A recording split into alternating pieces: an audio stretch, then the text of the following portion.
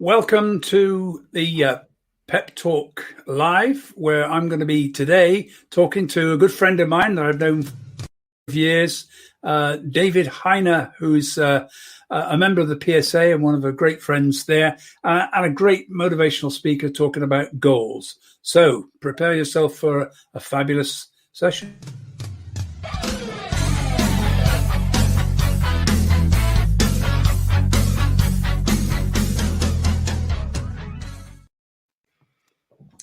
Hi, David. Welcome to the show. I was rocking out to that intro music there. That was great.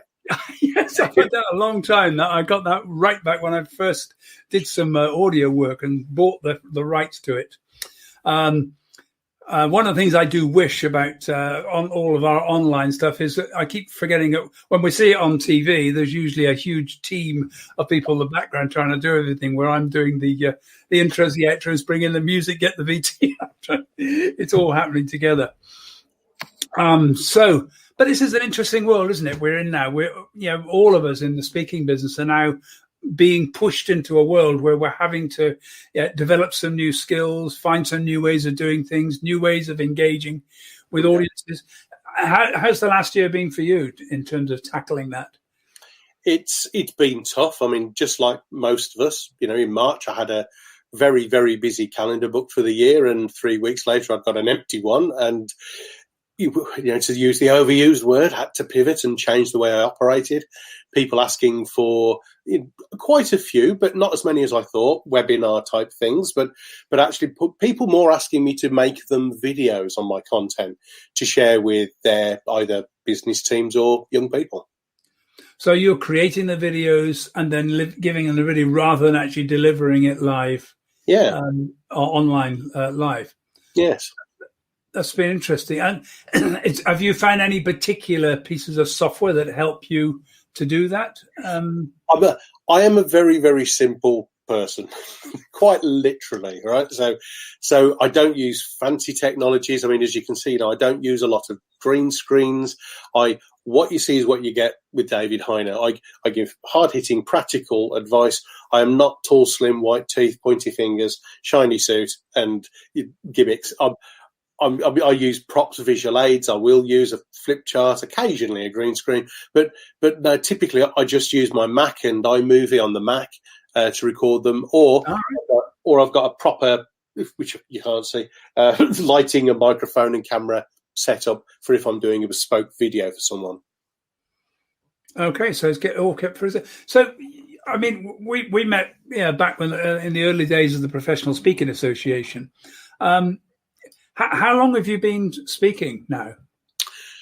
I'll avoid the cliche joke of, since I was about 18 months. But I have been a professional speaker, i.e. paid to speak, since late 1999, early 2000. Okay, so about the time we started the PSA. So yeah. And to be honest, before the PSA, there really wasn't a speaking industry. No. There was a celebrity speaking industry, but in terms of people developing a career from scratch as a speaker, that didn't happen. So, how did yours come about? What got you into becoming a speaker? Well, a lot of speakers plan or desire to become a speaker. I started interviewing really successful men and women who, at the time, were my customers. I was a chef. That's where I get my wonderful Kung Fu Panda physique from, Ricky. And my friends joke and say that you're a mixture between Kung Fu Panda and a Peaky Blinder with your Brummie accent. And I was a good chef, but I wasn't growing the business. And because of my experiences as a kid in schools, I wasn't really into education. So I thought, how can I find out how to be better? And my customers, being very successful men and women, I started interviewing them, asking them how they thought and behaved, how they set goals, what made them more successful than us. And Ricky, what they told me was so simple. There wasn't lots of flow charts, long words, complicated science and ego. It was simple, practical processes and systems with very easy to apply ways of thinking and behaving. And when I started to use what they taught me, around the age of 30, having for 29 and a half years, strived for and achieved nothing at all, I started to achieve fairly reasonably significant stuff for someone like me. And the more I started to achieve, the more people said, "Oh, Dave, will you come and speak?" I went, No, I'm not a speaker. The thought of doing that would have terrified me to my core. And it was only one day when a mutual friend of ours, Mary Collin, pinned me to a wall and said, "You're speaking." I went, "Okay." And I realised that the information I'd got on goal setting could make a genuine difference to people. And that was just a light bulb moment for me. And that was it. I was off and running. Excellent. So I mean, you've interviewed, I was looking at your website, was it 250, over 250 successful business people, basically, or? Well, business. So I've interviewed millionaires, billionaires, captains of industry, scientists, inventors, academics, entertainers, authors, rock stars, politicians, numerous world champions, British, European sporting champions, Olympians, every walk of life, every gender, virtually every continent on the planet you could imagine, trying to find out how they think and behave. So were these like long interviews that you held with them, or? Initially, the first 150 were what I would call proper, full research interviews, right? And they were lasting anything from half an hour up to an hour and a half. Yeah. And but these days, because I've got such an overwhelming volume of content that it's impossible to argue with the facts that have come out of it. Absolutely impossible. That these days an interview tends to be far more relaxed, informal, and lasts about 20 minutes, half an hour. But it's a quite interesting process, isn't it? Because I know quite a few people have done this. I mean, if you think that the best-selling book of all time, Think and Grow Rich, was based upon exactly that same thing. Napoleon Hill went round and interviewed a whole bunch of multimillionaires and said, "How did you become rich?" Put it together in a book. Yeah. And that's partly what inspired me to do a British version of that book. Yeah, absolutely. And there was, in fact, one of the things we discovered in our research was similar to Think and Grow Rich, in that they call it mastermind groups, and sadly, wrongly, everyone assumes that because of Think and Grow Rich, mastermind groups started in America at the turn of the last century, and my research proves they didn't. And I'm very open for them to prove to me that it started in ancient China, India, Greece, or the Middle East somewhere. But there's no written recorded evidence that's been found of that yet. They actually started here in the UK, and the founding members of the Lunar Society recorded the way they ran their mastermind meetings.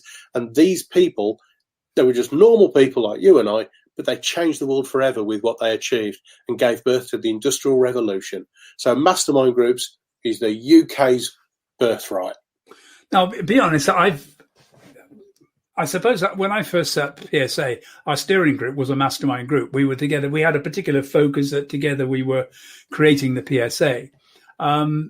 But for some reason, because I was so focused on trying to get that done and trying to run a business, other people were getting into mastermind groups quite quickly, but I didn't. And it was a very weird thing that I sort of missed out on it because all of my focus was on getting the PSA up, running and surviving. It didn't actually do. It's the thing about any organization. You think, oh my God, it's there. Look how good it is now.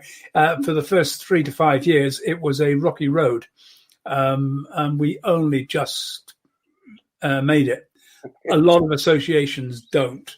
Yeah. And I'd actually been involved in one which failed, and I learnt from that what not to do, and which is why we didn't have a convention for 2 years, because we see associations go down the pan because they run a convention that busts them, and that's it. They just can't. What do you do with mastermind groups? Are you actually helping people to create mastermind groups or get into them now? Yeah, I noticed it on your website.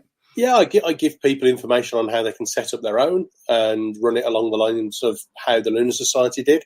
But I also, normally every year, I'm in 1 or 2 groups myself, but also facilitate a group. So last year I had 17 small business owners, mostly speakers, trainers and coaches. This year I think I've got, there's just 9 in it this year. And I'm not precious about how few or how many are in the group. It's all about the value you give them. Interesting. Right. So, and those groups are made up of a wide selection of different skills, or is it relatively new people coming in?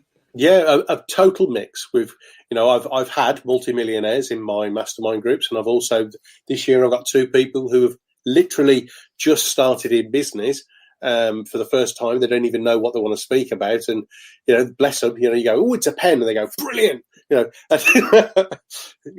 another pen. They go, oh, fantastic. Everything's new and shiny. But I've also got people with 200,000 turnover businesses, and right. everything in between. So if someone's thinking about a mastermind group, what would be your number one tip for them to get started getting one together? The most important thing is if you're doing your own group, i.e. just for your benefit, is not have your friends in the group. You should find people who are very, very deliberately opposing skill sets, personalities to your own, because they will give you a totally different perspective on your opportunities and your challenges. We can have great coffee mornings with our friends, but that's sadly all they turn out to be after a very short time, because with the best will in the world, if you and I were like bestest buddies, Ricky, if I hadn't done what I said I was going to do, you might be tempted to go, oh, never mind, Dave. Whereas in your mastermind group, the only intention you've got for me is for me to be successful. You don't care what other agendas other people have got. And so you will say, David, you said you were going to do this. Why haven't you done it? And when are you going to do it by? So everybody in our lives has got an agenda for us apart from people in the mastermind group. That's very, very distinctly an accountability. And support and accountability. Yeah. Two things, because you've nailed the one. Those two things are things that very successful and effective people deliberately seek that most of us avoid. A real expert in their field would think nothing of having 1, 2, 3, 10 coaches or mentors, because they want to learn from the very best. Most average people are afraid of trying to learn something new in case they look stupid, or they think they know it all. Yeah. And when it comes to accountability, most of us are terrified of that. But top achievers seek it. So I know you talk mostly about goal setting and reaching goals. That came out of the combination of the mastermind groups, the interviewing 250 people, and massive goals just came out of interviewing successful people. And it was my epiphany moment, my crucible moment in life. It was when I realised that most people are being taught to set realistic goals, and yet Ricky, with tongue lodged firmly in cheek, let me ask you the question. Out of 258 top achieving men and women, asking them the specific question, how do you set goals? How many of them do you think answered by going, "Ooh, I set realistic goals"? I would guess it's probably 249. Not one of them. Not one. Not one. Not even a single one. They all used words like huge, massive, enormous. Oh, right. Some people have heard of BHAGs, big, hairy, audacious goals. Tim Watts, the Pertemps founder, massive recruitment company, he calls them big, fat, hairy goals. They all refer to huge goals. But if I may indulge, Ricky, because I'm a Brummie and a little bit of a skeptic, I thought, well, if everyone's being taught smart goals, but all the top achievers set massive goals, what's the truth here? Surely if smart goals, realistic and achievable targets, are being taught on the MBA, in business schools, management courses, surely it must have massive credibility. Here's the thing I want you, Ricky, and everyone watching this to do.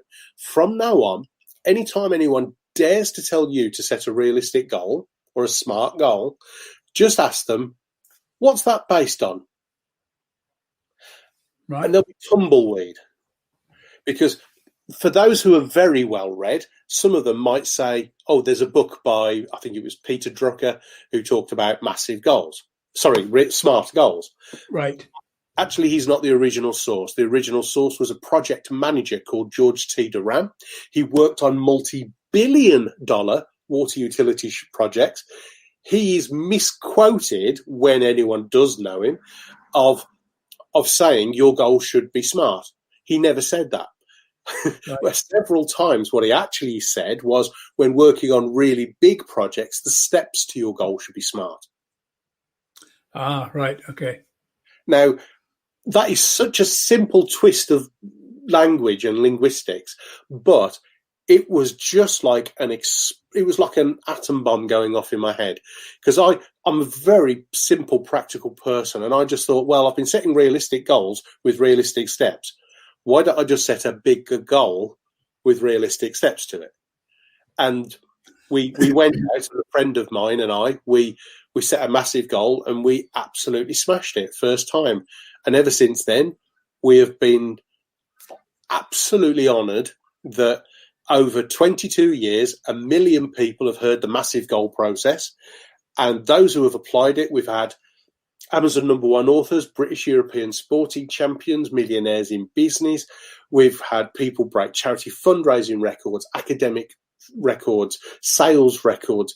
We've had people just achieve incredible things, including one young lady who ended up getting mentored by Barack Obama, the serving American president. And we have had so many success stories that I think the thing that I love about this work is the impact. It's lovely to have our ego stroked with applause and jolly well done, David. But actually what I love to be judged on is the impact.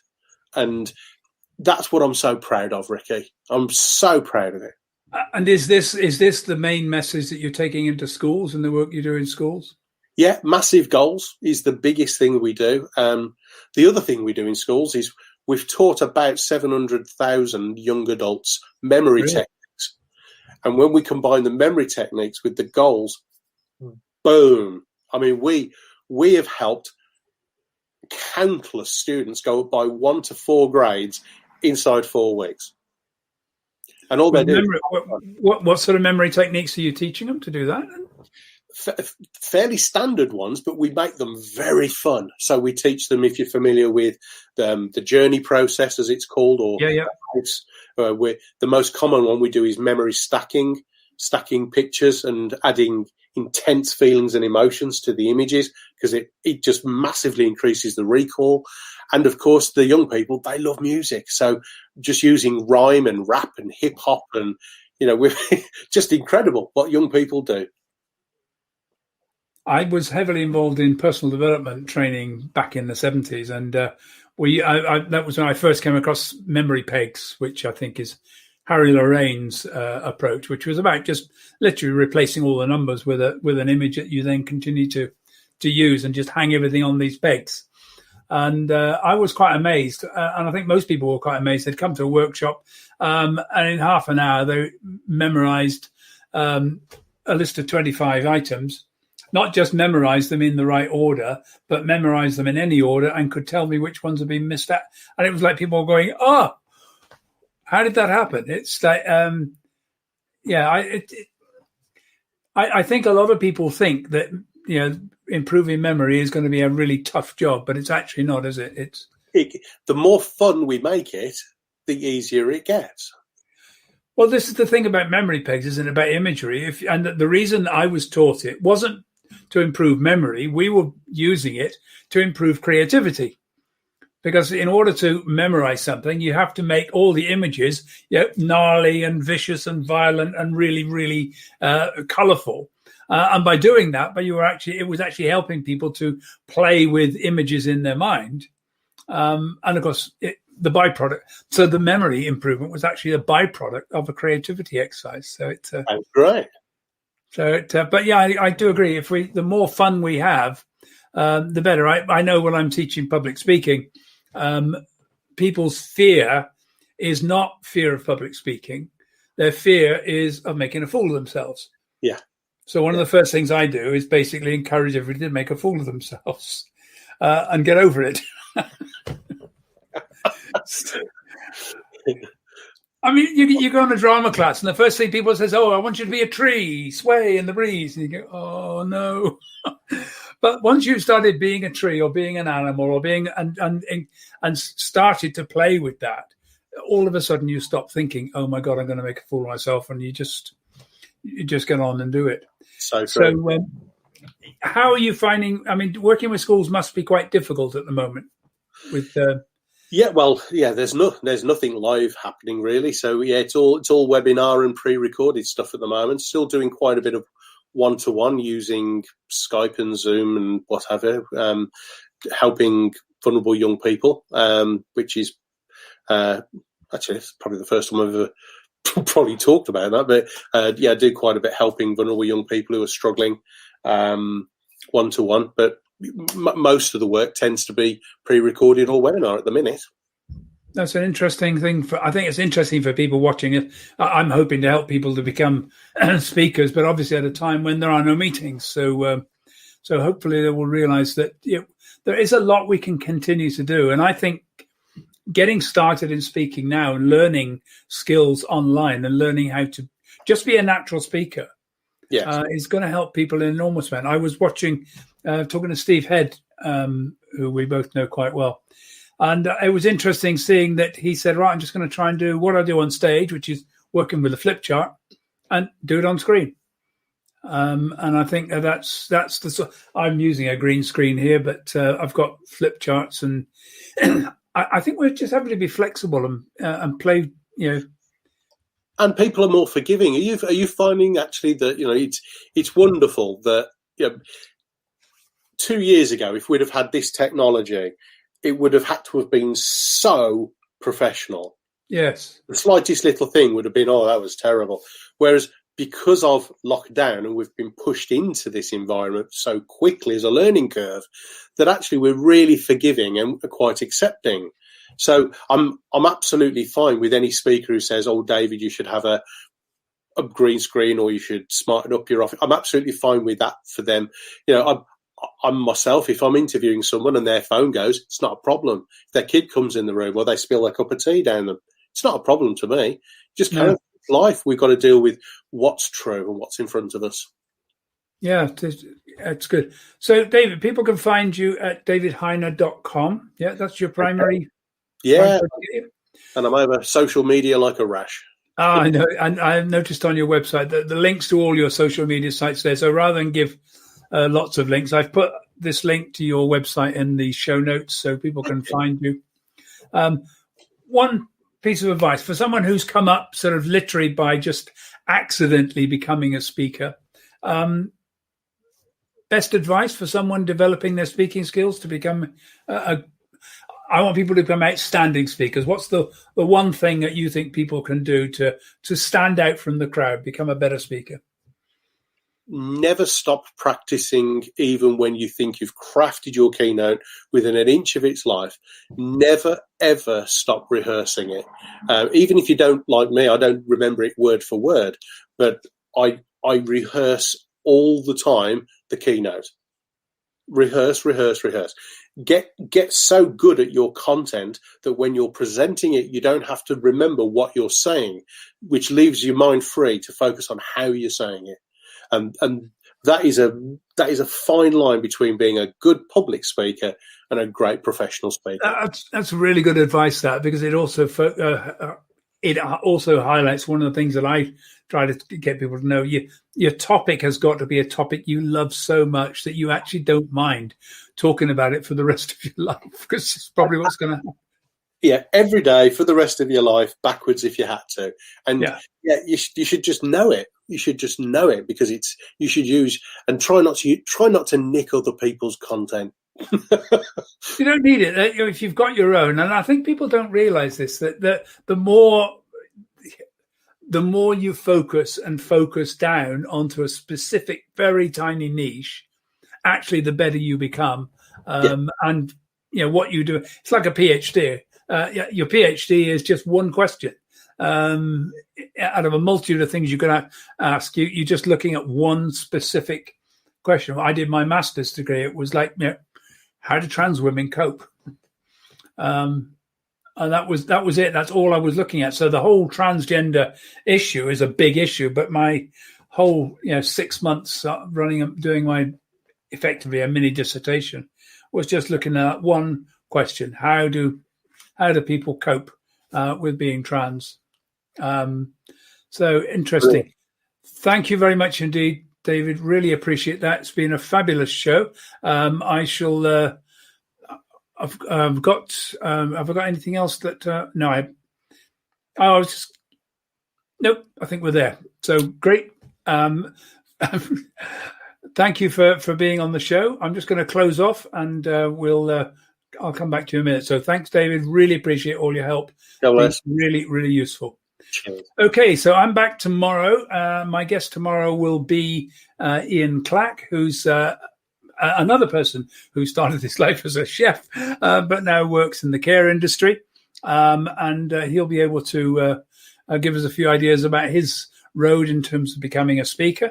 If you're looking for some help in coaching getting your TED Talk together or whatever, give me a call. I'm offering 30 minutes of free introductory coaching to help you see what you can do to bring your speech together, make it an outstanding speech. Just drop me a line at ricky@rickyarundel.com.